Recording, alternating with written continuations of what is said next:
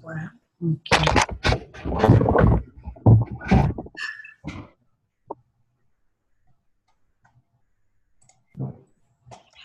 Oups. On va-tu faire ça souvent, la caméra? Je ne sais pas.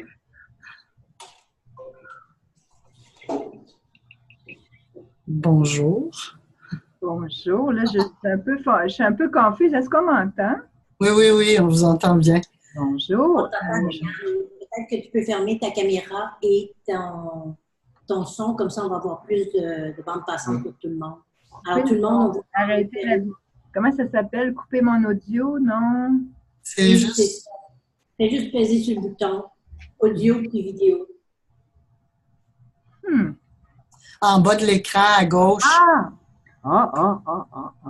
Là, il y a un petit micro, là, puis il y a une petite caméra vidéo. OK. Donc, quitter l'audio. Oui. Juste cliquer sur le bouton. Oui. Parfait. Merci, Diane. Madame Poirier, vous aussi, vous avez votre micro encore qui fonctionne. Si vous pouvez le fermer. Evelyne, bonjour. Si tu peux fermer. Bon, c'est déjà fermé. Ça va permettre à tout le monde de mieux entendre. Alors, il reste 2 minutes. Oh. Oui, Diane? Oui? Le petit micro en bas, il faut juste que tu cliques sur le micro. Sylvie, tu es déjà en train d'enregistrer? Oui, en fait, c'était ça qui m'a fait enregistrer tout de suite pour que je puisse partager l'écran après. C'est bon. Ça va? Donc, on aura un peu la poutine du début. Parfait. Bien, d'abord, on va commencer puisque de toute façon, il est l'heure. Moins 30 secondes, à moins que tu veux attendre 30 secondes. Ben, peut-être... attends un petit peu, je vais le faire juste après que Martine ait fini le petit topo de départ. Là. Oui. Il nous reste une trentaine de secondes. Là, on va peut-être attendre 9 heures. On est 18 participants. C'est ça.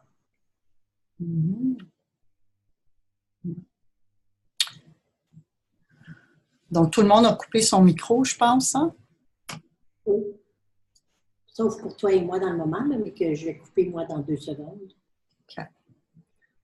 Bon.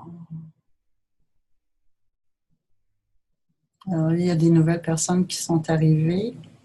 C'est ça. Tout le monde s'ajoute, là. OK, Martine. D'accord. Alors, on va commencer. Alors, bienvenue tout le monde à notre dernier webinaire de l'année, donc pour le GRIA, donc le groupe de recherche sur l'intégrité académique. Aujourd'hui, nous avons le plaisir d'avoir Sylvie Fontaine avec nous, donc qui fait partie de notre groupe de recherche et qui va nous donner un webinaire, va nous parler de plagiat en lien avec l'évaluation et la créativité. Alors, sans plus tarder, Sylvie, je te laisse la parole. Je demanderai à tout le monde de garder son micro et sa caméra fermée pendant le webinaire. Et si vous voulez intervenir, à ce moment-là, vous les ouvrez et vous posez votre question à Sylvie. C'est bon. Alors, je vais partager l'écran avec vous pour que vous ayez accès à mes diapos. Ouais. On va faire ça comme ça. Donc, ça va. Alors, moi aussi, je vous souhaite la bienvenue à ce dernier webinaire de l'année. Hein. On en a eu l'année dernière, on en a eu cette année. Ça s'inscrit dans le cadre d'un projet qui est financé par le Conseil franco-québécois de coopération universitaire, plus spécifiquement le FRQNT, le programme Samuel de Champlain. Et dans le cadre de cette subvention-là, on a fait différentes activités, dont des webinaires. Alors, pour les nouveaux qui arrivent, peut-être juste s'assurer de fermer votre micro et de fermer votre caméra parce que ça nous donne plus de bande pensante, c'est ça? Pensante. Je suis pas celle qui est trop informatique ici, là. Et puis ensuite, j'ai l'impression de m'adresser à des fantômes, donc c'est peut-être un petit peu spooky, mais bon, c'est comme ça. Quand on voit personne, je vois juste des carrés noirs. Alors aujourd'hui, ce dont je vais vous parler, c'est la créativité dans l'évaluation des travaux universitaires. Ça s'inscrit dans un effort pour diminuer le plagiat des étudiants, évidemment, parce que je m'intéresse plutôt au plagiat chez les étudiants. Je sais que c'est plus large que ça, l'intégrité académique, mais moi, c'est plus le focus. En fait, mon intérêt plus particulier, c'est la tricherie aux examens, mais aussi par la bande, là, le plagiat m'intéresse également, toujours avec une lunette évaluation. Alors, le projet, la présentation se divise en deux sections. La première section qui va être assez brève parce que c'est un bref rappel sur ce qu'est le plagiat, définition, étendue de la problématique, les causes répertoriées. En fait, ce que je constatais pour avoir assisté à plusieurs des webinaires antérieurs, c'est que il y a beaucoup de nouvelles personnes. Donc, peut-être que ce petit rappel-là va être apprécié par tout le monde. Mais le plus gros de la présentation va se faire sur les liens possibles entre le plagiat et les tâches évaluatives, puis aussi comment on peut faire comme prof pour être plus créatif dans nos activités d'évaluation, puis comment on peut faire pour susciter la créativité chez nos étudiants et, ce faisant, diminuer le potentiel de plagiat. Je vais juste regarder, il y a une dame qu'on voit parler au téléphone, là, je sais, est-ce que tu la vois, toi? Moi, que je vois parler au téléphone, ça serait bien si vous coupiez votre caméra. Ouais, j'essaie de voir. Non, je vois pas c'est qui. En tout cas. Donc, qu'est-ce que le plagiat? Je vais continuer quand même. Qu'est-ce que le plagiat? Brièvement. Ça passe pas.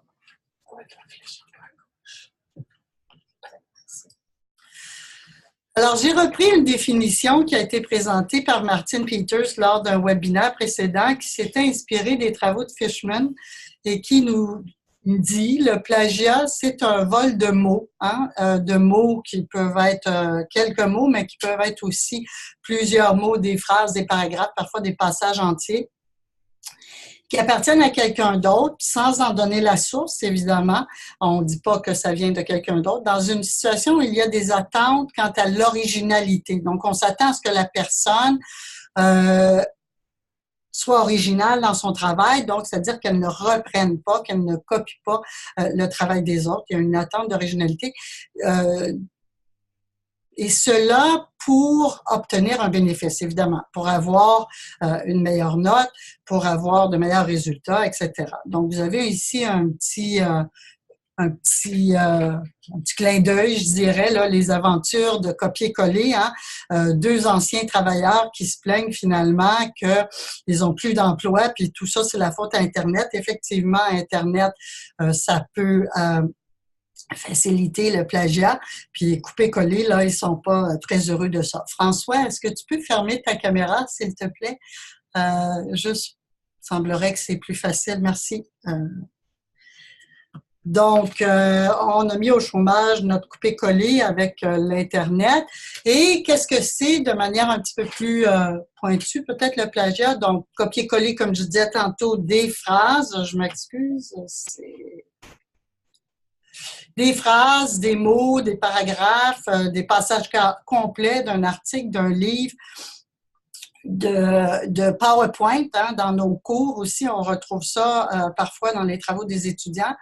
Ça peut aussi être la traduction d'une langue à une autre. Je ne sais pas si ça vous est déjà arrivé de lire un texte d'un étudiant puis de regarder ça puis de dire, voyons, tous les mots ont du sens, mais il y a quelque chose qui cloche dans ce texte-là. Moi, je vous dirais, essayez de le traduire, d'utiliser un logiciel de traduction, de le traduire, puis vous allez voir parfois que ça fait plus de sens en anglais qu'en français. Et parfois, si vous êtes chanceux, vous allez même avoir l'auteur du texte en anglais qui va vous être donné par le logiciel de traduction parce qu'on peut retracer. Utiliser des travaux antérieurs aussi, c'est une forme de plagiat, à moins évidemment que ce soit permis. Et là, moi, je vais donner l'exemple. Dans mon cours d'évaluation, j'enseigne l'évaluation des apprentissages. Et dans le cadre d'un travail que je demande aux étudiants de réaliser pendant le cours, je leur dis d'utiliser des travaux qu'ils ont faits dans un autre cours. Alors, je m'explique. Habituellement, dans les cours de didactique du français ou des mathématiques, etc., ils ont à développer des situations d'apprentissage et d'évaluation. Ils ont à faire ça avant d'avoir fait le cours d'évaluation, avant d'avoir développé les connaissances, une certaine expertise en évaluation, comment développer des bons outils d'évaluation, etc.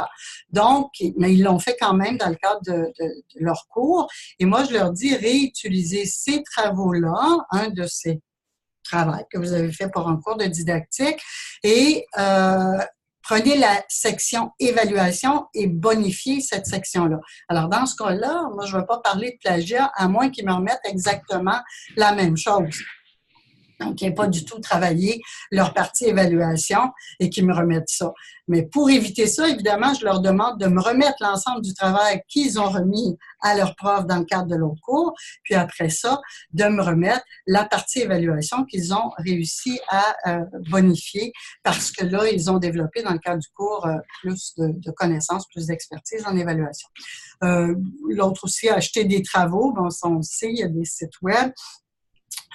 Puis etc. Donc, encore une fois, ici, un petit clin d'œil là avec le prof qui accuse son étudiant de plagiat et l'étudiant qui répond, moi, je vous jure que c'est moi qui ai allumé l'ordi, c'est moi qui ai tapé l'adresse, c'est moi qui ai appuyé sur CTRL-A, CTRL-C, CTRL-V, puis c'est moi qui ai tout imprimé.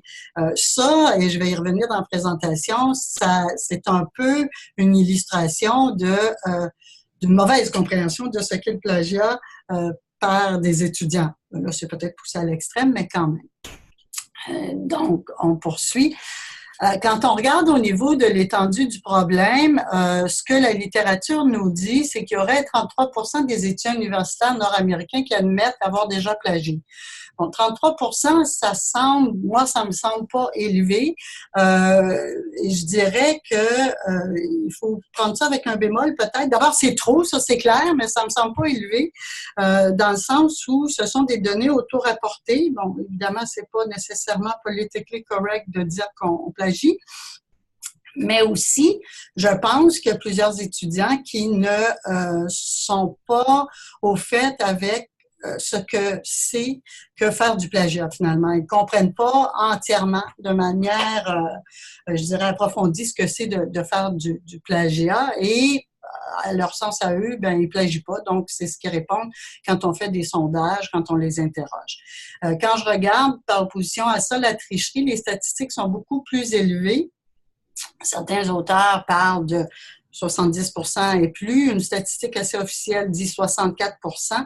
C'est sûr que dans le contexte de la tricherie, regardez la copie de ton voisin, c'est clair que c'est de la tricherie. Avoir écrit une formule dans sa main, dans un examen, ça aussi, c'est clair que c'est de la tricherie. Donc, c'est peut-être plus clair ce qui constitue un geste de tricherie que ce qui constitue un geste de plagiat. Alors, peut-être pour ça, les statistiques sont plus faibles.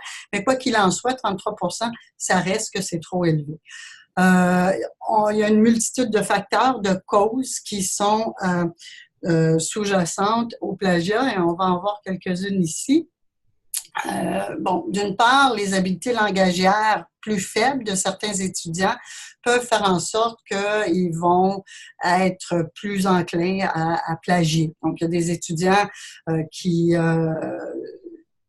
se sentent pas suffisamment compétents et qui vont dire, ben oui, lui, il l'a dit beaucoup mieux que moi, je l'ai dit, pourquoi réinventer ce qui est déjà bien dit, par exemple. Il faut pas oublier, puis ça, on va le voir aussi tantôt, qu'une grande proportion des travaux qu'on demande à nos étudiants sont des travaux écrits. Donc, quand les étudiants se sentent un peu moins ferrés au niveau de leurs habiletés langagières, ça peut avoir des incidences sur leur décision de plagier ou non. Il y a aussi une incompréhension face à ce qu'est le plagiat, puis notre petit bonhomme de tantôt, je pense que c'était clair, peut-être un peu poussé à l'extrême, qui ne comprenait pas trop c'était quoi le plagiat. Il y a aussi des attentes au niveau du milieu social, professionnel, académique qui sont assez élevées et on veut réussir à tout prix, se démarquer, avoir les meilleures notes possibles finalement pour être en mesure de répondre à ces attentes-là. Différences culturelles, hein, il y a des études qui vont montrer que dans certaines cultures, d'abord le plagiat est peu ou pas puni, et peu ou pas relevé non plus. Et les conceptions sont un peu différentes de ce qui est plagié ou ce qui n'est pas plagié. Il y a des facteurs individuels, sexe, trait de personnalité. Les études sur le genre au niveau du plagiat, il y en a qui vont dire que, par exemple, les hommes trichent plus, plagient plus que les femmes. D'autres, ça va être le contraire. C'est pas blanc ou noir, puis il n'y a pas une réponse définitive par rapport au genre. L'accessibilité des technologies, ben ça, on en a parlé tantôt quand on a vu que Monsieur Coll et Madame Ciseaux étaient maintenant en chômage. Donc, il y a effectivement plus de technologies qui peuvent faciliter l'accessibilité au plagiat. L'attitude d'indifférence face au plagiat. Tantôt, on va voir la déresponsabilisation de la part des étudiants et aussi d'enseignants face à l'apprentissage qui peut mener à une attitude d'indifférence. Ça n'a pas vraiment d'importance de plagier. Ce qui est important, c'est la note au bout du compte. Dernière cause, là, si on veut, que je vous présente ce matin, c'est l'absence d'action institutionnelle préventive ou punitive. Moi, je mets toujours une nuance sur celui-là parce que je dis absence d'action institutionnelle ou absence de connaissance des actions institutionnelles ou de compréhension des actions institutionnelles. C'est sûr qu'il y a certaines institutions secondaires où on n'a peut-être pas nécessairement de politique, de mécanismes qui sont en place pour détecter le plagiat, mais je pense de moins en moins. Mais ce que je crois, c'est que les étudiants ne sont pas nécessairement au courant des sanctions qui suivent le plagiat. Et je pense aussi, un autre élément qui est important, c'est que c'est pas facile de dénoncer le plagiat comme professeur d'université ou de cégep. Il faut vraiment être bien outillé dans le sens d'avoir des traces très concrètes et très parlantes de ce plagiat-là. Donc, c'est pas tous les profs qui sont prêts à monter ces dossiers-là pour dénoncer le plagiat. Je pense qu'il y en a de plus en plus, mais quand même. Vraiment. Donc, moi, ce que je me suis posé comme question, comme je vous ai dit, je suis prof en évaluation, donc je me suis dit, nous, comme prof, qu'est-ce qu'on peut faire pour contribuer à la prévention du plagiat? Est-ce qu'on peut faire quelque chose en ayant des pratiques évaluatives plus créatives qui vont peut-être susciter davantage l'originalité puis la créativité des étudiants. Martine Peters, quand elle a présenté le webinaire, elle parle plutôt de la formation des étudiants avec les stratégies de créacolage pour éviter, pour réduire le plagiat. Moi, ce sur quoi je m'interroge, c'est qu'est-ce qu'on peut faire quand on évalue, et Dieu sait qu'on évalue, on n'a pas le choix, donc c'est une activité qui est là, qui est présente et qui est importante aux yeux des étudiants. Donc, qu'est-ce qu'on peut faire pour diminuer le plagiat? Et qu'est-ce qui a motivé ce questionnement-là? C'est un texte que j'ai lu dernièrement d'un auteur qui s'appelle Ubik, 2016. En 2016, il était doctorant à l'Université de Leuven, en Belgique, et le texte s'intitule Philosophical Response to Plagiarism.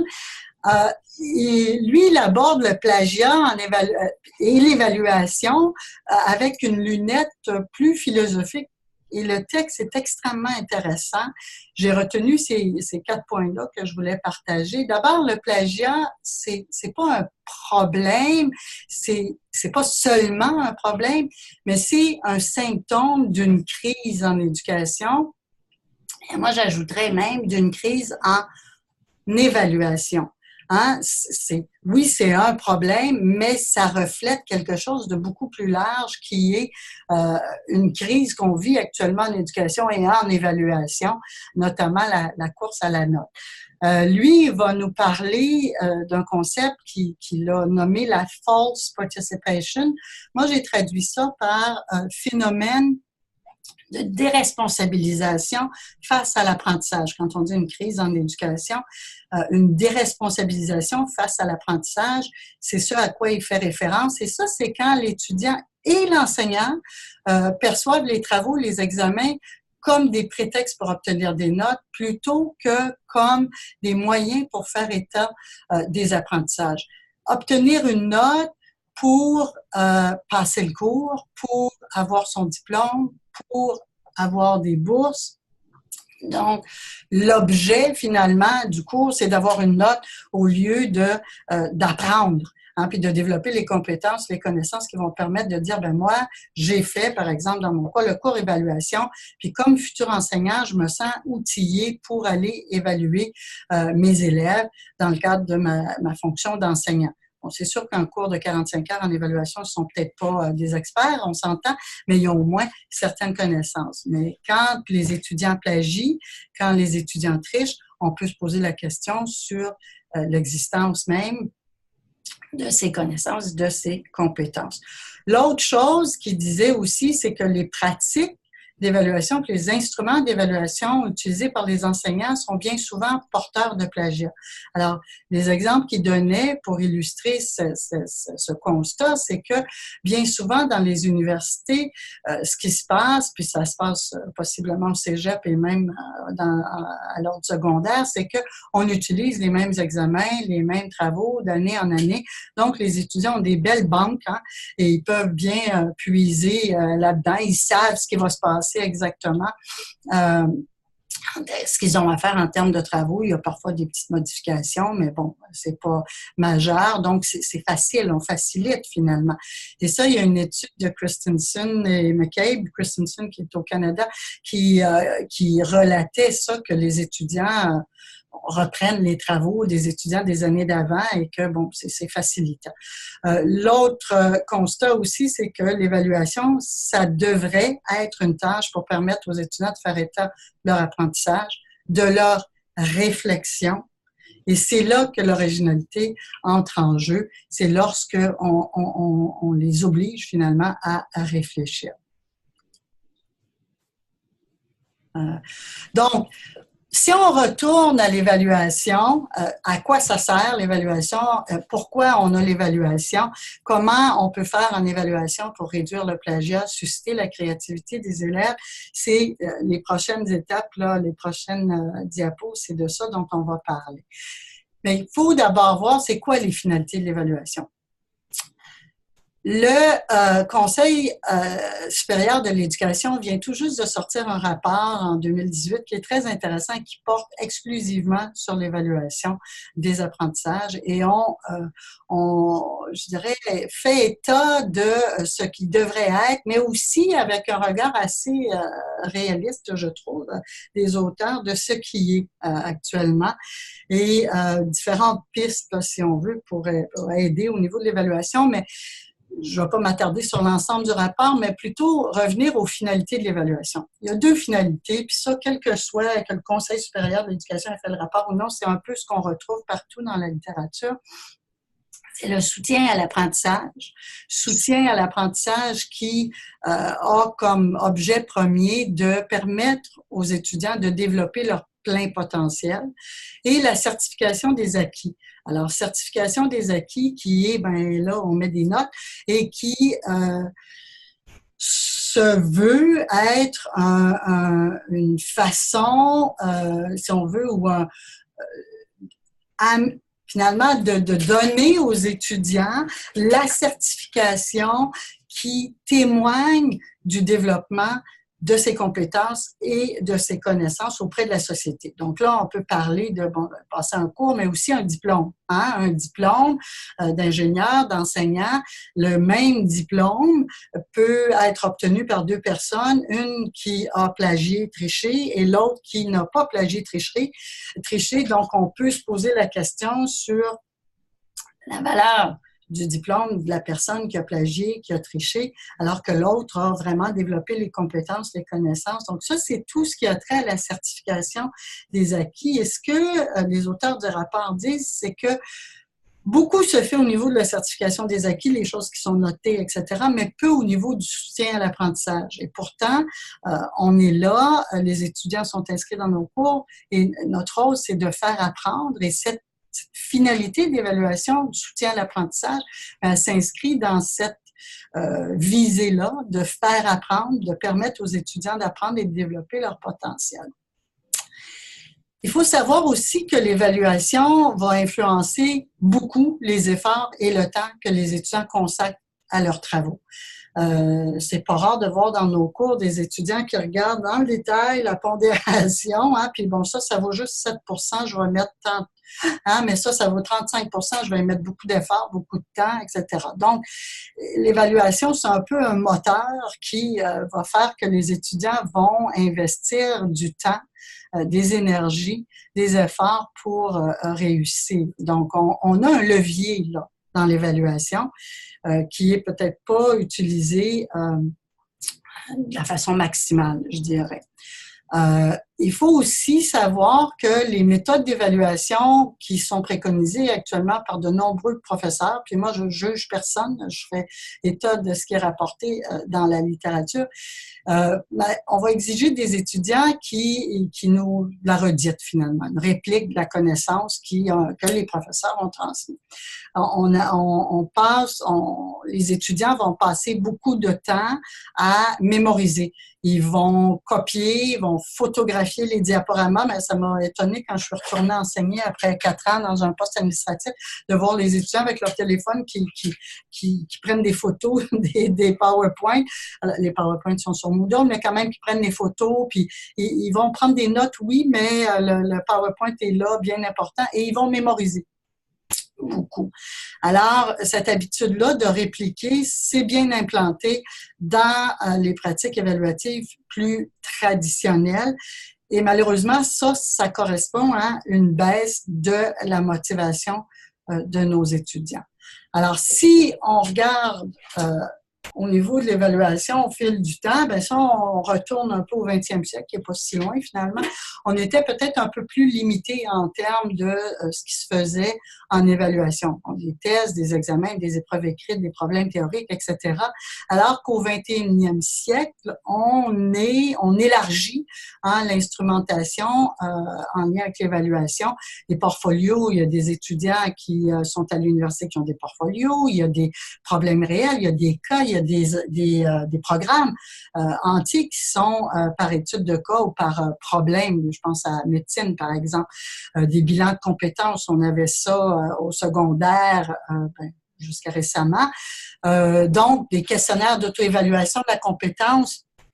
On essaie de plus en plus dans nos pratiques évaluatives, où on devrait essayer d'impliquer l'étudiant, d'engager l'étudiant dans son évaluation pour justement faire en sorte qu'ils veulent apprendre, puis faire en sorte que l'apprentissage, c'est le sien, c'est pas du plagiat amené d'ici, de là, c'est lui qui développe son apprentissage, donc qui est capable de s'auto-évaluer. Ce qu'on constate par ailleurs, et là, il y a deux auteurs à 2 années différentes, 2011, on dit 80% des évaluations dans le milieu universitaire se déroulent à l'écrit, hein?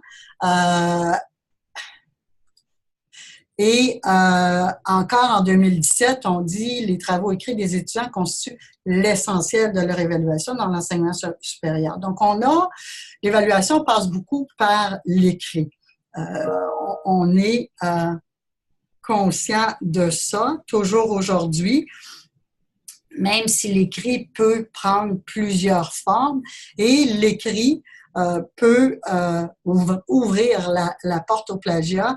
Et ce qu'on va voir après, c'est de là un peu l'importance de motiver davantage les étudiants, de les engager davantage dans leurs travaux pour qu'ils soient originaux, qu'ils soient créatifs et exempts de plagiat. Donc, ce que les études montrent à ce sujet-là, c'est que quand les étudiants vont être plus motivés, plus impliqués dans leur apprentissage lorsqu'ils sont soumis à des méthodes d'évaluation créative. Attention, quand on dit évaluation créative, comment je dirais bien ça? Souvent, on a, puis on va le voir tantôt, l'impression de créativité, il faut que ce soit extraordinaire. C'est pas nécessairement ça. La créativité en évaluation, ça peut être, par exemple, de permettre aux étudiants, au lieu de nous remettre un texte qui est que écrit, d'avoir des photos, des images, de le faire en bande dessinée. On n'a pas besoin de sortir complètement de la boîte pour être créatif. Donc, il y a différents niveaux, si on veut, de créativité. Mais ce qu'on dit, c'est que lorsque les étudiants sont soumis à des méthodes d'évaluation plus créatives, ben, ils sont plus motivés, ils sont plus impliqués. Et puis, ça leur permet de démontrer leurs compétences de différentes manières, pas d'une seule manière. Donc, peut-être que les étudiants plus faibles, par exemple, au niveau des habiletés langagières, s'ils ont la possibilité de démontrer leurs compétences, leurs connaissances avec des images ou avec d'autres façons de faire, ben, ils vont peut-être donner un meilleur rendu de l'état de leurs compétences. Mais il reste qu'il y a beaucoup d'importance qui est placée sur des indicateurs de performance, donc ce qui est observable, mesurable. Puis ça fait en sorte que les étudiants n'osent pas trop sortir, ils craignent pour leur note finale. Indicateurs de performance qui, comme je disais tantôt, observable, mesurable. Quand c'est facile à mesurer, ben, c'est plus facile à évaluer, mais en même temps, ça peut évacuer toute la part de jugement qui, elle, est plus subjective et avec laquelle on est souvent un petit peu moins à l'aise. Donc, voilà. Comment on peut arriver à être plus créatif dans son évaluation, à susciter davantage l'engagement des étudiants? Mais je pense que ça commence, avant même de les évaluer, ça commence dans la décision de ce qu'ils vont faire en termes de travaux et dans comment ils vont être évalués. Donc, je reviens un peu au rapport parce que c'est important de voir au départ quelles sont les compétences qu'on doit développer au 21e siècle. Et le rapport sur l'état des besoins en éducation, hein, le titre est assez intéressant, évaluer pour que ça compte vraiment. Mais quand ils disent compte, c'est pas nécessairement compter pour la note, c'est compter pour la valeur de l'évaluation pour que ça ait une vraie valeur, autant en soutien aux apprentissages qu'au niveau de la certification des acquis. Donc, 3 compétences qui ressortent du rapport, c'est les étudiants doivent développer la capacité à prendre des risques. Prendre des risques, ça veut dire un peu sortir de la boîte noire. Ça veut dire être un peu plus créatif, être un peu plus original. Donc, comme prof, on doit évidemment leur permettre de prendre des risques et même valoriser ces risques-là.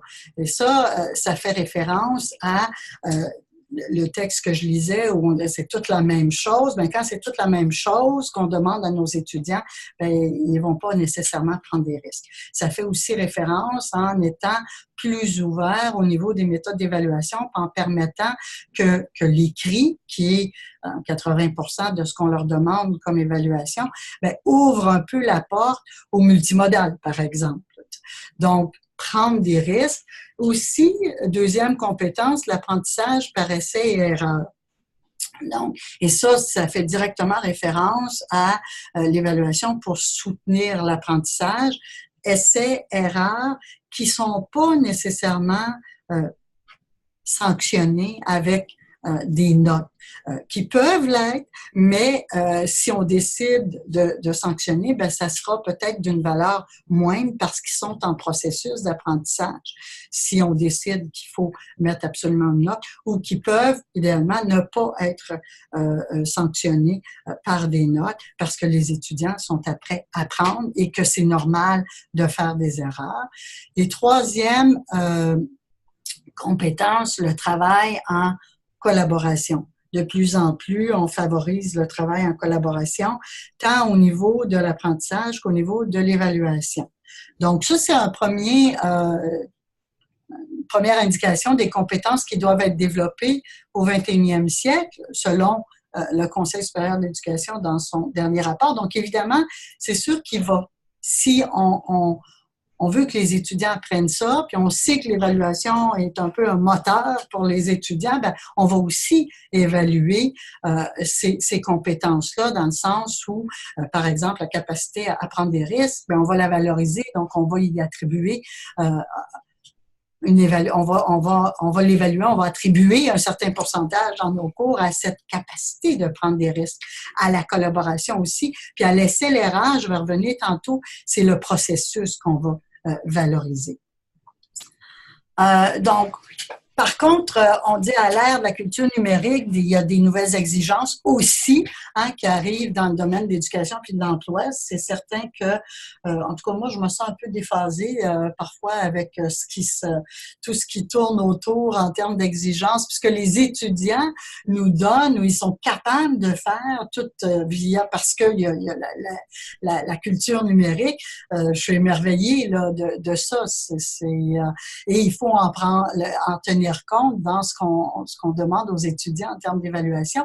Puis, il y a des auteurs qui se sont intéressés aux compétences, aux référentiels de compétences du 21e siècle qui ont été développés au cours des dernières années. Puis, ces auteurs-là ont fait une étude, ils ont recensé 8 référentiels et il y a 4 compétences qui sont identifiées dans la majorité de ces référentiels-là. La créativité, la pensée critique, la résolution de problèmes, puis la capacité de développer des produits de qualité et de productivité. Bon, ce qui nous intéresse plus particulièrement ici, c'est la créativité. Pourquoi la créativité? Pour essayer de faire en sorte que les étudiants produisent des œuvres originales, créatives et exemptes de plagiat. Donc, on y revient. Qu'est-ce que c'est la créativité? Il n'y a pas de consensus pour la définition de créativité. J'avais fait faire un exercice à un moment donné lorsqu'on était en Europe et ici à l'UQO dans le cadre de Barcamp et les gens arrivaient avec des points communs, oui, pour la créativité, mais aussi des définitions qui étaient différentes et c'est intéressant de voir ces différences-là. J'ai recensé quelques définitions dans la littérature. Une qui me plaît beaucoup, c'est la première. La créativité, c'est une accumulation de mini-insights plutôt qu'un moment unique de type Eureka. Je ne sais pas pour vous, là, que je ne vois pas parce que je vois que des carrés noirs, mais moi, ça m'a beaucoup rassuré, ça, de voir que c'était pas juste, on se réveille au milieu de la nuit et on dit « Wow, je viens d'avoir une idée de génie ». C'est pas que ça.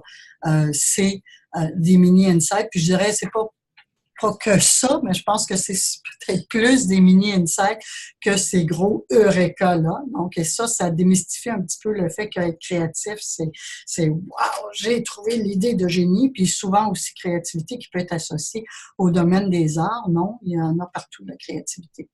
Puis, l'autre élément de définition qui est intéressant aussi, c'est ça peut être développé. C'est pas un trait de personnalité fixe qui change pas. Ça peut se développer chez nos étudiants. Comme je disais tantôt, les définitions, ça ne date pas d'hier. Gardner, en 1995, qui disait une combinaison entre la connaissance d'un sujet, la motivation intrinsèque de l'étudiant, parce qu'encore faut-il être motivé pour s'ouvrir, puis donner ce qu'on a à donner par rapport à nos compétences, par rapport à un sujet, un thème. Puis il faut aussi avoir des connaissances sur le sujet. Si on ne connaît rien sur le sujet, c'est un peu difficile d'être créatif, des habiletés, puis il faut aussi avoir la volonté d'essayer des approches inusitées. Ça fait référence à notre risque, capacité de prendre des risques. Puis Plucker et Hall, eux, donnent une autre définition qui est l'interaction entre les aptitudes, le processus, l'environnement. L'environnement est important ici parce qu'il y a des environnements qui vont être plus porteurs de créativité que d'autres.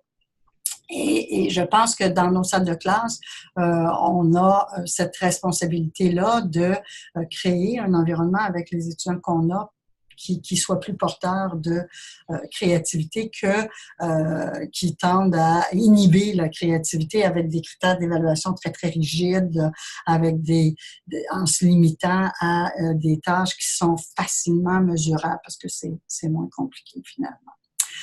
J'ai trouvé un modèle de la créativité, modèle qui a été développé par une enseignante au Cégep Marie-Victorin, je crois, qui a fait sa maîtrise à l'Université de Montréal. Et le modèle est intéressant, me semblait intéressant parce que ce triangle-là englobe finalement la personne, le processus et le produit. Donc, c'est pas que la personne qui nous donne un processus créatif, mais ça passe par un processus. Et le processus, à mon sens, en évaluation, il est extrêmement important à considérer pour l'évaluation en soutien aux apprentissages, mais aussi pour limiter le plagiat, parce que quand on suit nos étudiants, on est plus à même de voir s'il y a des dérives vers du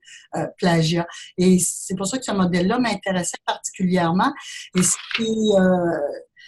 qu'elle va proposer, c'est qu'il y a un lien entre la personne et le produit. Ça peut être une création individuelle, mais aussi une création, à part une création d'alliance, donc une collaboration entre des étudiants. Souvent, on a tellement d'étudiants dans nos groupes puis aussi parce que c'est une compétence à développer, la collaboration, on veut qu'ils puissent travailler en équipe, en collaboration. Mais aussi, il y a un lien entre la personne et le processus, donc la pensée créatrice qui est là. Et tout ça se fait dans une période de temps et dans un environnement donné. Période, quand on pense à l'évaluation, puis à une source, ou en fait un facteur qui a été identifié pour le plagiat, c'est le manque de temps, beaucoup. On n'a pas le temps parce que tout vient en même temps au niveau de l'évaluation. Donc, on va avec des solutions qui sont faciles. Donc, période de temps qui est importante à contribuer, puis environnement aussi. Est-ce que l'environnement dans nos salles de classe favorise la créativité, est ouvert à différentes façons de rendre des travaux, ou est-ce que il l'est pas du tout? Donc, le modèle est intéressant. C'est je pense que ça vaut la peine de le lire. Je l'ai mis en référence. Donc, vous aurez les références là, parce que le PowerPoint, je crois, va être disponible sur le site du GRIA tout de suite après la rencontre. Bon, une première chose qui peut être faite au niveau du processus de créativité dès le début des travaux, je dis pas qu'on recommence à neuf à chaque fois qu'on enseigne un cours, c'est pas ça. On a évidemment des idées, des piliers dans nos cours où on peut pas trop passer à côté d'enseigner et de demander aux étudiants de faire état de leur apprentissage via l'évaluation, mais on peut les impliquer davantage, faire en sorte qu'ils s'engagent davantage dans la démarche d'évaluation, dans le travail qu'ils vont faire. Et on a vu tantôt que cet engagement-là, cette motivation-là tend à réduire le plagiat. Donc, processus en 3 phases, la créativité, et ça vient pas de moi, là, vous avez les références. On a un groupe qui a des idées et qui veut les partager. Donc, on appelle ça la première étape de divergence. Dans ce même groupe-là, on en arrive à cibler certaines idées qui pourraient être plus prometteuses et on va un peu voir est-ce que effectivement ces idées-là sont prometteuse, est-ce qu'on peut travailler là-dessus? Puis ensuite de ça, on fait un choix. Donc, convergence, le groupe va aller converger vers une proposition. Je vais vous donner un exemple d'une activité que je fais dans mon cours en évaluation, puis ce sera possible de peut-être de faire le transfert avec vos propres cours. Donc, Dans le cadre du cours, les étudiants ont à développer des outils d'évaluation. N'importe peu la discipline qu'ils vont choisir, est-ce qu'ils vont prendre mathématiques, français, univers social, ça n'a pas vraiment d'importance. Et ça n'a pas vraiment d'importance non plus s'ils font un examen de type un peu plus traditionnel, s'ils font une grille d'observation, une grille d'évaluation, etc. C'est leur choix. Par contre, ce qui est important, c'est de mettre en lien les différents outils qui soutiennent l'évaluation une fois qu'ils vont être en poste comme enseignants, donc c'est-à-dire les cadres d'évaluation, la politique d'évaluation, les programmes, les progressions des apprentissages. Donc ça, c'est un peu, je dirais, les outils avec lesquels ils doivent travailler avant de décider de ce qu'ils vont évaluer et comment ils vont l'évaluer. Alors, au départ, ils sont en groupe et là, tout le monde y va de sa petite idée sur quel outil ils aimeraient développer, dans quelle discipline. Ils en retiennent 3 ou 4 et là, dans la deuxième phase, ils vont voir qu'est-ce qui est possible de faire à l'ordre d'enseignement où ils sont, etc. Ils reviennent en groupe et ils choisissent un outil qui fonctionne pour tout le monde ou qui a un outil dans lequel tout le monde va un peu se retrouver, finalement. Où ils vont pouvoir prendre des parties de cet outil-là ou l'outil en tout, en totalité, pour leur futur stage. Donc, c'est un peu une première étape pour essayer de les inciter à s'engager dans leur travail. OK, donc là, il y a Martin Pelletier qui voudrait poser une question ou faire un commentaire. Ah, il y a le micro. Alors, Monsieur Pelletier, si vous pouviez fermer votre micro parce que ça fait du bruit. Est-ce que c'est possible? C'est dans le bas à gauche de votre écran. C'est fait? Oui. Merci beaucoup. Merci beaucoup. Alors, je continue. Donc, une première activité qu'on peut demander à nos étudiants de faire pour susciter, comme je disais, leur motivation, leur engagement, leur intérêt aussi. Et on peut penser que les étudiants vont prendre des tâches qui vont être le plus possible authentiques, c'est-à-dire auxquelles ils vont pouvoir s'identifier, ce qui est un autre élément important pour limiter le plagiat. Là, on est dans le début du travail. Maintenant, dans l'évaluation, comment est-ce qu'on peut ouvrir la porte à la créativité, ce faisant limiter les occasions de plagiat, les possibilités de plagiat? Ce que les auteurs nous disent, c'est que les pratiques évaluatives qui visent l'amélioration de soi. Donc, par l'amélioration de soi, ce qu'on entend, c'est le développement de ses compétences, mais il faut que les étudiants réalisent ça, qu'ils soient bien conscients que cette évaluation-là va l'amener à développer sa compétence, à faire état de cette compétence-là. Bien, ces pratiques-là vont encourager les étudiants à prendre des risques, à relever des défis, puis à persévérer. Puis à être créatif aussi. Donc, mais pour être capable de faire en sorte que l'étudiant soit conscient que ce travail d'évaluation-là, que le travail va l'amener à faire état de ses compétences, encore faut-il qu'il y ait une idée de c'est quoi ses objectifs dans ce cours-là. Et ça, je vais y revenir aussi. Oui. Bon. Il y a pas de choses qui ne marchent pas dans mes affaires. Bon. Donc, avec différents petits gestes qu'on peut faire. Pour les travaux écrits, il y a quelqu'un qui a un micro ouvert, encore une fois, je ne sais pas c'est qui cette fois-ci. Donc, ce qu'on peut faire, ce sont des petits gestes, on ne change pas la situation du jour au lendemain, faire un suivi du travail en demandant aux étudiants d'expliciter les étapes de leur travail. Donc, on vise là la démarche intellectuelle plutôt que le résultat. Quand on travaille sur le processus, on amène les étudiants à réaliser que le processus est important aussi et on le valorise suffisamment pour leur permettre d'en faire état. Un groupe de 70 étudiants, peut-être qu'ils n'en feront pas état individuellement. parce que ça peut prendre un certain temps. Donc, il y a d'autres façons de faire. On peut les mettre en groupe. Par exemple, ce que je fais avec encore là mes mêmes étudiants dans ce travail de développement d'outils d'évaluation, c'est que je fais un pairage d'équipes et chaque équipe doit présenter là où elle en est rendue à un moment X pendant le développement du travail, doivent présenter ça oralement à une autre équipe qui, elle, a la responsabilité de donner une rétroaction constructive à l'équipe et vice-versa. Donc, c'est une façon de faire. Je parlais à une prof en didactique de la grammaire dernièrement qui me disait qu'elle avait fait la même démarche, mais elle, pendant que ses étudiants travaillaient en classe, elle rencontrait chacune des équipes pour un très bref suivi, mais quand même, et elle me rapportait que ça lui avait permis non seulement de voir s'il y avait des dérives vers le plagiat dans le sens où c'était-tu les étudiants qui faisaient vraiment le travail, est-ce qu'ils maîtrisaient vraiment ce qu'ils faisaient, mais aussi de voir si il y en avait qui travaillaient plus que d'autres, puis qu'il y en a qui étaient un peu laissés pour compte, volontairement ou involontairement, dans le travail d'équipe. Donc, elle faisait un peu une pierre deux coups. Donc, le processus, et ça nous ramène à l'évaluation en soutien à l'apprentissage. Comme je disais tantôt, si vous décidez de mettre une note là-dessus, bien évidemment, il faut que ça soit plus systématique. Puis, vous pouvez quand même faire intervenir les étudiants pour une co-évaluation et même une auto-évaluation là-dedans. Demandez aux étudiants de faire référence à des expériences personnelles.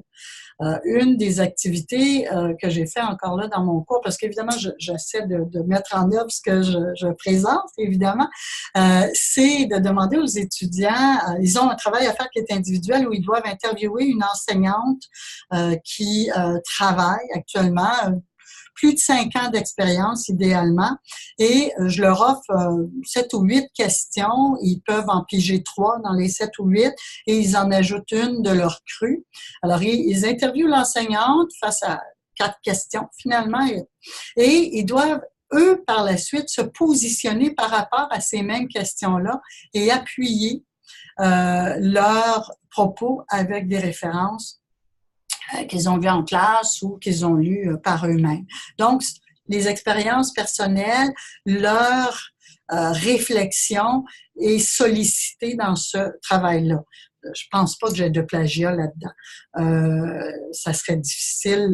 Je pense qu'ils devraient, les étudiants, pour plagier, vont laisser la place à quelqu'un d'autre pour donner leur propre opinion. Ça me semble pas très porteur de plagiat. Donc, c'est un travail qui fonctionne assez bien, en fait, et les étudiants adorent ça. Il faut aussi proposer des sujets de recherche qui sont pointus et empiriques. Et ça, c'est un peu, en fait, dans le sens où si on demande aux étudiants de travailler sur quelque chose qui a tellement de références, ben c'est sûr que beaucoup de choses ont été dites puis que c'est plus difficile d'être original et créatif là-dessus peut-être. Dans le cadre d'un travail au secondaire, un élève me rapportait qu'ils ont à travailler sur une œuvre, ils doivent se choisir un objet ou une œuvre religieuse dans un cours d'éthique et culture religieuse, évidemment, et que la moitié de la classe voulait travailler sur la chanson de Leonard Cohen, Alléluia. Bon, évidemment, il y a beaucoup de choses qui se sont dites là-dessus, puis c'est peut-être plus porteur de travail, de plagiat que si on travaille sur une autre chanson, peut-être à connotation religieuse aussi, mais qui est peut-être moins connue du public, ou une œuvre qui est peut-être moins connue du public. Donc, pointu, empirique, mais aussi, on dit, peut-être des travaux qui demandent que l'étudiant fasse des observations personnelles, puis qui comparent ces résultats de ce que la littérature dit à des opinions personnelles. Dans certains ouvrages d'évaluation, on va dire pas d'opinion personnelle. Moi, je pense ça avec un gros bémol parce que si le but est de demander aux étudiants de développer leur pensée critique, bien, je pense que l'opinion personnelle, elle est extrêmement importante, tant aussi longtemps qu'ils peuvent s'appuyer puis nous la justifier. Varier les sujets ou les thèmes au fil des ans, bon, ça, on en a parlé tantôt, c'est pas facile, mais il y a un cycle aussi, hein. Si on a des cycles de 5 ans dans nos travaux puis qui reviennent au bout de 5 ans, ben, ça peut être intéressant, mais aussi de varier les sujets pour les adapter avec la réalité des étudiants qu'on a aujourd'hui et qu'on aura dans 5 ans. Demander aussi aux étudiants de partager oralement en classe le fruit du travail accompli. Les autres étudiants dans la classe qui travaillent un peu dans les mêmes domaines, ils savent s'il y a du plagiat ou non. Ce qu'ils vont rapporter, ça, c'est une autre histoire, par contre. Donc, ce sont des petits gestes qu'on peut faire pour essayer de susciter l'originalité, la créativité et de diminuer un peu le plagiat. Les tâches d'évaluation attentive, encore une fois, on va dire que c'est souvent un facteur dissuasif face au plagiat.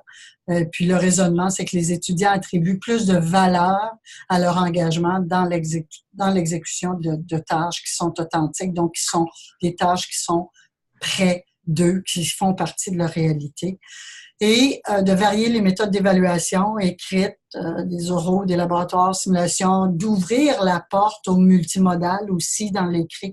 Je pense que ça peut être intéressant également. De fixer des délais de date de remise raisonnables. On est en enseignement dans une approche programme, en principe, en théorie en tout cas. C'est sûr que dans la réalité, tout ne roule pas aussi facilement que ce qui serait souhaité et que c'est parfois difficile de savoir ce que le collègue dans la classe à côté ou dans le même trimestre fait. Mais les étudiants, eux, le savent. Et je pense que lorsque on n'a pas moyen de savoir ce qui se fait, on peut, par les collègues, on peut quand même avoir une idée par les étudiants et essayer d'éviter d'aboutir la semaine c'est la fin de la session, là, nous, la semaine prochaine. Donc, la semaine du 15 avril, tous les étudiants doivent tous remettre leurs travaux, tous les examens sont là. Ce délai, cette pression pour remettre tous les derniers travaux, bien évidemment, ça ouvre la porte au plagiat. Les critères d'évaluation, qu'est-ce qu'on peut faire au niveau des critères d'évaluation? Bien, impliquer les étudiants dans la formulation des critères d'évaluation et dans l'élaboration des tâches d'évaluation formative, je dirais même aussi des tâches qui sont plus sommatives, certificatives.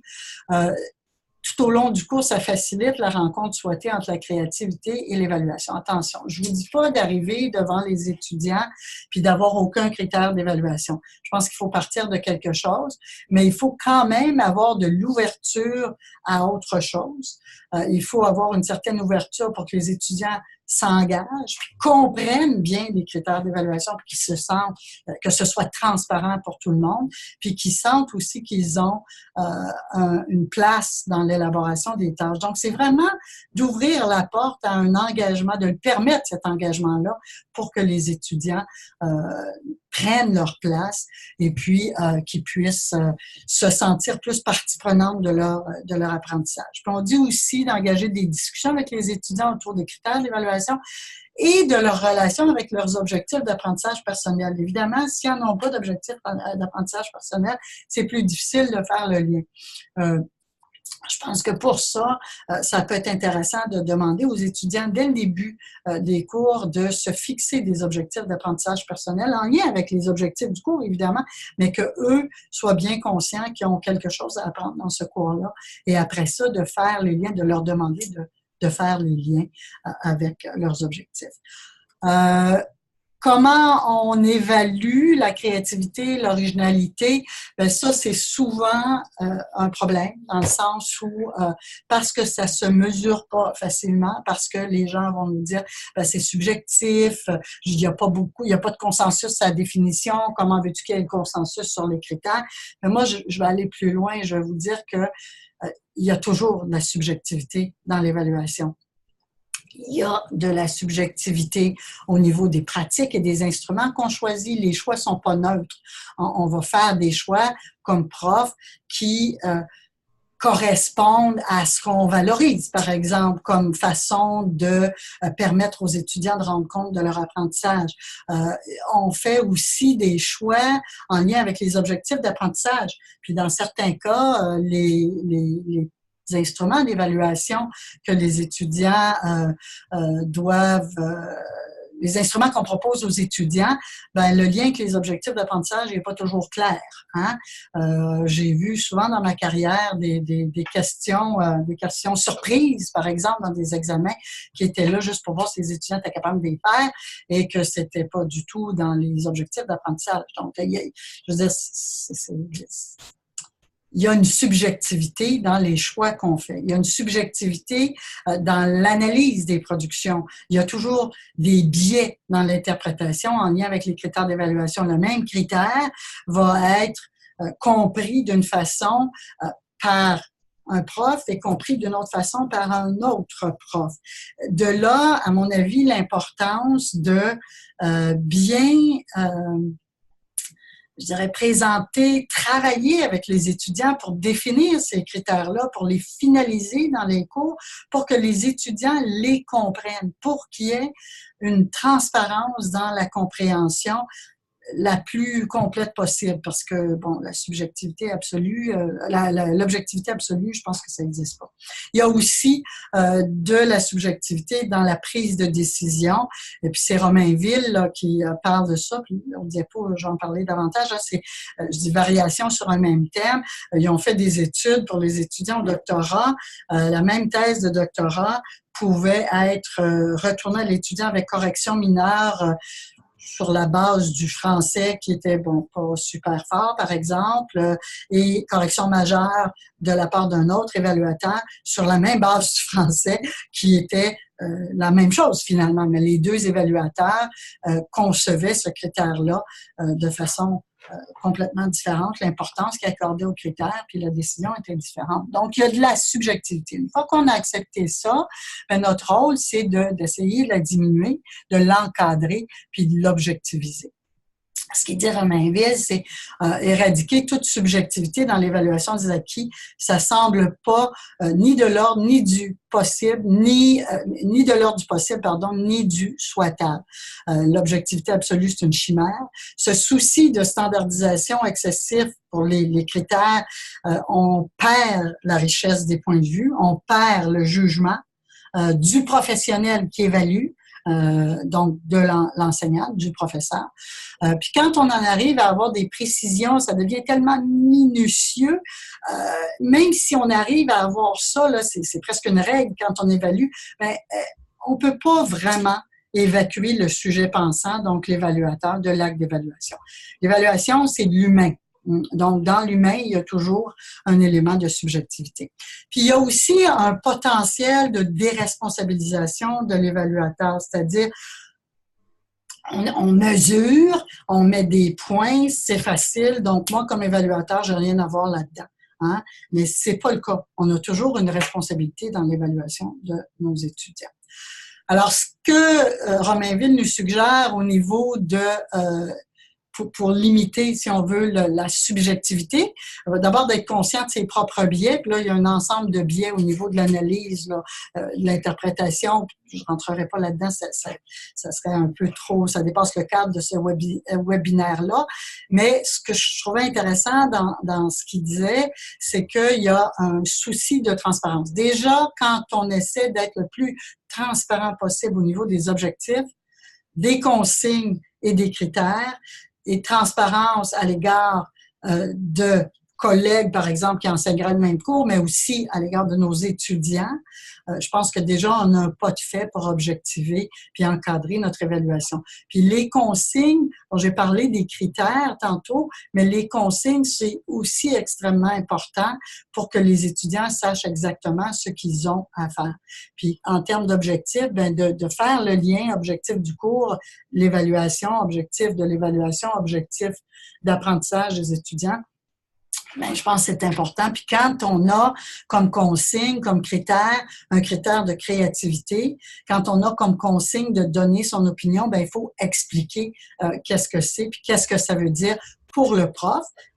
Ça pourrait être différent pour d'autres, mais quand le critère est explicité puis il est bien présenté aux étudiants puis qu'ils le comprennent, je pense que on a une petite longueur d'avance là. Oh, oui. Je vais juste sortir parce que j'ai comme un webinaire.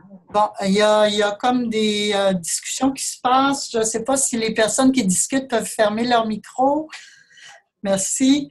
Donc, l'engagement des étudiants dans l'évaluation, la co-évaluation, auto-évaluation de plus en plus, puis je l'ai mis à côté, co-évaluation. Romainville va parler des regards évaluatifs pluriels. Donc, essayer de faire en sorte que les étudiants s'impliquent dans l'évaluation. Je pense que lorsque les étudiants doivent co-évaluer ou évaluer, s'auto-évaluer, juste parce qu'ils doivent mieux connaître, mieux comprendre les critères d'évaluation, dont la créativité, dont l'originalité, ils vont être capables, s'ils ont à l'évaluer, il faut qu'ils comprennent davantage. Donc, c'est sûr qu'il n'y a pas de réponse magique. Comment on évalue la créativité. C'est pas vous faites ci, vous faites ça, vous faites ça. C'est plutôt essayer de définir ce critère-là, de donner des consignes claires, peut-être des exemples, des contre-exemples, de donner des travaux dans lesquels les étudiants vont s'être impliqués et dans le choix des thèmes ou dans le cas que je vous ai présenté de l'outil d'évaluation là, finalement, et dans la finalisation des critères d'évaluation, donc les engager tout au long de la démarche du début à la fin étant l'évaluation, co-évaluation, pour s'assurer qu'on encadre, on objective l'évaluation des apprentissages. Donc voilà, c'est ce que j'avais à vous raconter là-dessus. J'ai mis une liste de références à la fin, puis comme je disais tantôt, le PowerPoint va être disponible sur le site du GRIA. Je ne sais pas si vous avez des commentaires, des questions que vous aimeriez poser. Tessa, veux-tu me remettre l'écran, s'il te plaît? Parce que là, je ne vois pas personne. Voilà. OK. Donc,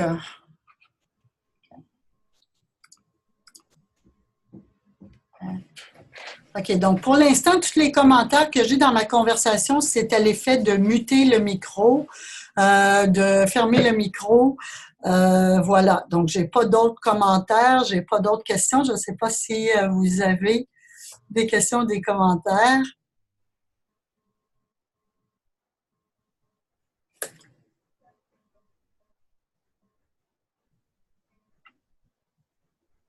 Il semble que non.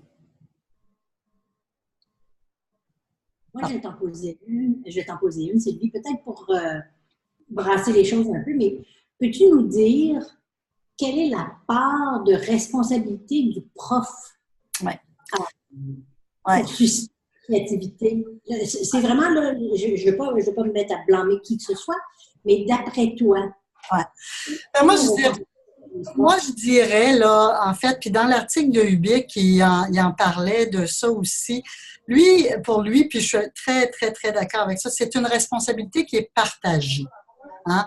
On peut se retrouver, je ne vais pas dire un pourcentage, 50% prof, 50% étudiants. Je pense que comme prof, on doit mettre en œuvre des stratégies pour essayer d'engager les étudiants. Ça se peut qu'on se retrouve devant un groupe bien plate puis qu'il n'y ait à peu près rien à faire. Mais il y en a peut-être juste un petit nombre qui va s'impliquer. Peut-être que ça va tomber dans l'eau puis qu'il n'y aura rien à faire. Je dirais, à un moment donné, on a un rôle à jouer, mais quand on se rend compte qu'il n'y a absolument rien qui se passe puis qu'ils ne veulent rien savoir, on a fait ce qu'on avait à faire. On a essayé de les impliquer au début dans l'apprentissage, on a essayé de clarifier les critères d'évaluation, on a expliqué c'était quoi l'originalité, on a expliqué pourquoi le plagiat, on n'en voulait pas dans nos travaux, on a fait des discussions autour de ça, on n'a pas juste fait des exposés magistrats. Je pense qu'on a fait notre job, là. Il m'est arrivé, moi, d'avoir un groupe qui dormait. Hein, il y avait un cours en fin de journée, 5h30 à 8h30, puis ces gens-là enseignaient tous.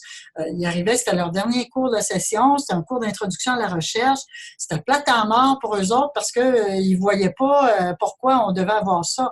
J'en ai mis de l'énergie dans ce cours-là pour les impliquer. Mais ça a été, à un moment donné, de leur faire faire, par exemple, des affiches à présenter dans une conférence. Là, ça a levé un peu plus et là, ça s'impliquait. Mais ça m'en a pris de l'énergie pour ça.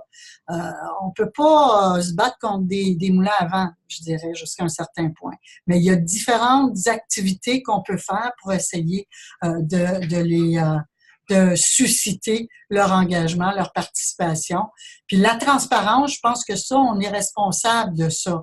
Mais si ça va, la transparence juste d'un côté, ben la transparence devient opaque pour eux. Je sais pas si je réponds à ta question, Martine, non? Oui, merci. Regarde, il y a M. Lévigueur. Oui, c'est ça, là, je lis un peu. OK, à partir de, oui, la présentation va être disponible à partir de quelle date? La semaine prochaine. La reconnaissance d'une part de responsabilité ou d'un rôle à jouer est un premier pas, je dirais, pour contrer le plagiat. Tout à fait. Tout à fait. Il faut d'abord en être conscient. C'est comme un peu, je dirais,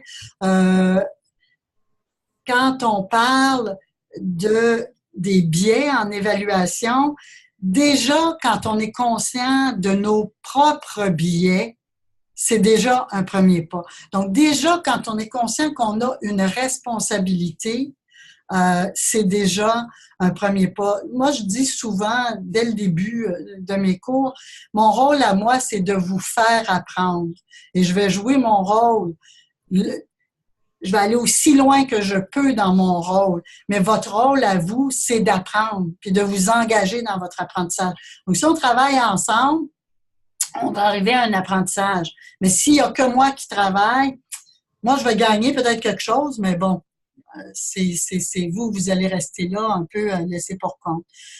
Séverine qui pose une question, j'aimerais en savoir plus sur l'évaluation par les pairs que vous avez abordée. Comment envisagez-vous que des étudiants qui ne maîtrisent pas nécessairement ce qui est demandé puissent porter un regard sur ce que leurs pairs font? Oui, c'est une bonne question.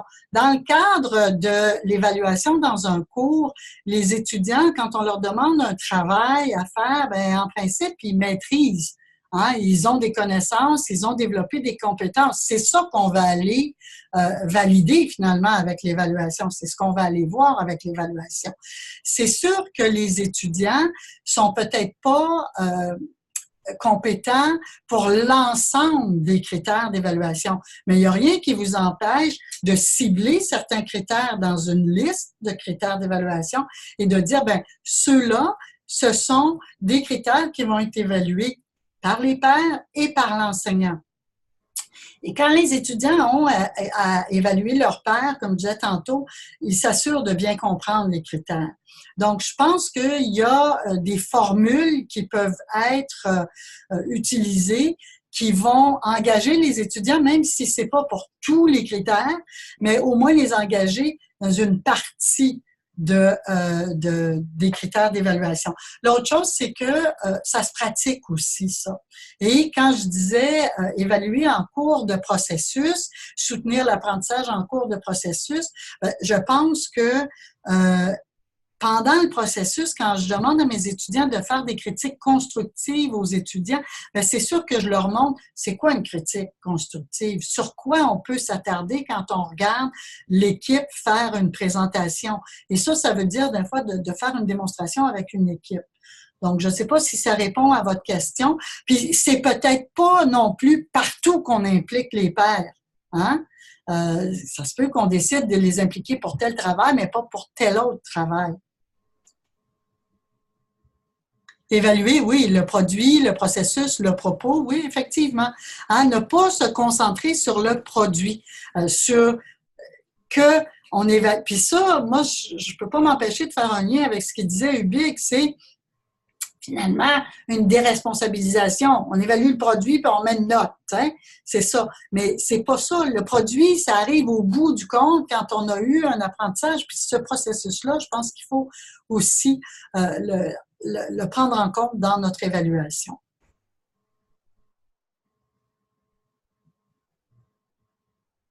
D'autres questions, commentaires? C'est bon? Merci. Merci à vous tous. Merci d'être restés là pendant la présentation. Vous pouvez aller consulter les références là, à loisir. Et si vous en voulez d'autres, vous pouvez très bien communiquer avec moi. Ça me fera plaisir de vous en donner d'autres. Martine, voulais-tu avoir le mot de la fin? Bien, le mot de la fin, c'était pour te remercier, Sylvie, pour une belle présentation. Je pense que, comme les gens le disent dans le forum, ça a été très instructif, très intéressant. Puis, je pense que ça nous donne des idées pour peut-être modifier un peu notre évaluation dans les sessions qui vont venir à l'automne. Alors, merci beaucoup. Merci. À tout le monde, on tente peut-être de continuer les webinaires l'an prochain. On enverra le message à la liste de diffusion que nous avons. Merci beaucoup, puis passez un bel été à tous. Merci.